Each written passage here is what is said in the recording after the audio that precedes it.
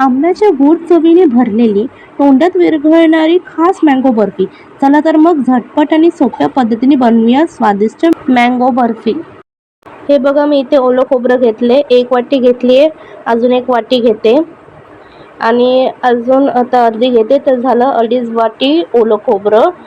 आणि 1 वाटी साखर आहे, हे पण घालायचं मिक्सरमध्ये. आणि 1 वाटी मँगो पल्प आहे, हे पण घालायचं. हे मी मिक्सरमध्ये ग्राइंड करून घेते. हे बघा, मिक्सरमध्ये ग्राइंड करून झाले. हे बघा, इथे कढईवरती मी तूप घालते 2 चमचे. स्लो फ्लेमवर ठेवले.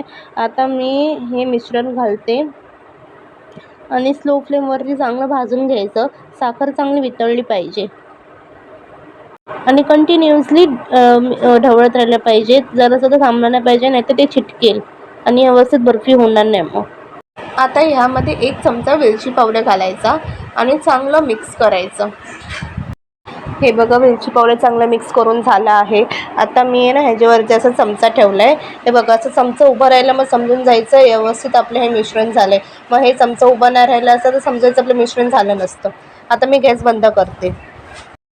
आता मी एका ताटामध्ये थोडंसं तूप घातलं आणि सगळीकडे स्प्रेड करते.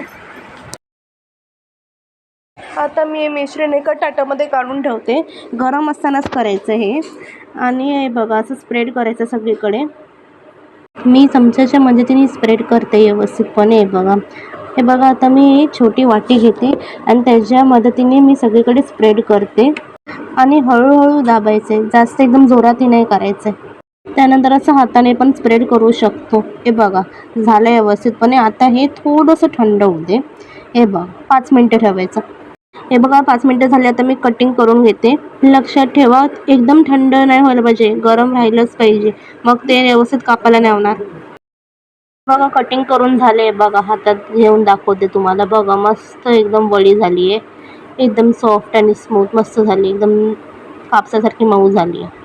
हे बघा, तयार झाली ही आंब्याची वडी. मस्त झाली आहे. तुम्ही खाल तर खातच जाल. मस्त झालं. लाईक शेअर सबस्क्राईब करा, इतरांनाही शेअर करा ही रेसिपी. चला भेटू पुढच्या रेसिपीला. बाय.